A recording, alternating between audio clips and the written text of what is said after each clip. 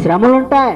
యాత్రలో జరిగించినప్పుడు మనం ఎప్పుడైతే మనం వారు మనసు పొందుతామో అసలైన పరీక్ష అప్పటి నుంచే మొదలవుతుందంట.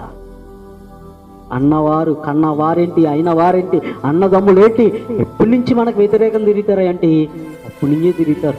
ఎందుకంటే వాక్యం మనం నిలిచి ఉన్నప్పుడు మనం ఏం చేయమంటే లోక ఆచారాలకు మనం ఏమి వెళ్ళకుండా మనం ఉంటాం. లోక సంబంధమైన వాటి కొరకు మనం ప్రాకులాడుకుండా ఉంటాం. ఆ ప్రాకులాడుకుండా ఉన్న సమయంలో మనం నీతి నిజాయితీగా వాక్యానికి కట్టబడి మనం ఉన్నప్పుడు ఏం చేస్తారు అంటే ఏదైనా సందర్భం జరిగినప్పుడు వారు చేసిన పని కనుక మనం చేయమంటే కనుక ఈడే బతుకోలేడు భూమి మీద ఈడు మంచి అవ్వలేడు అనుకుంటారు. ఇంకా చెప్పేది ఏంటంటే ఆ ఆచారమైన రీతిలో మనం పాల్గొనకపోతే కనుక మేము దాన్ని చేయమంటే కనుక వీళ్ళొక్కలే పరిస్థితిగా మాట్లాడుతున్నారండి. వీళ్ళందరూ కూడా చర్చికి వెళ్తారు కదా, ఎక్కడైనా చర్చికి వెళ్ళేది, వీడొక్కడే చర్చికి వెళ్ళినట్టు ఇది ఒక్కడే బతుపడినట్టు ఇక్కడ చేయనంటున్నట్టు చూడండి. ఏం చేస్తారంట మాటలు మాట్లాడతారు.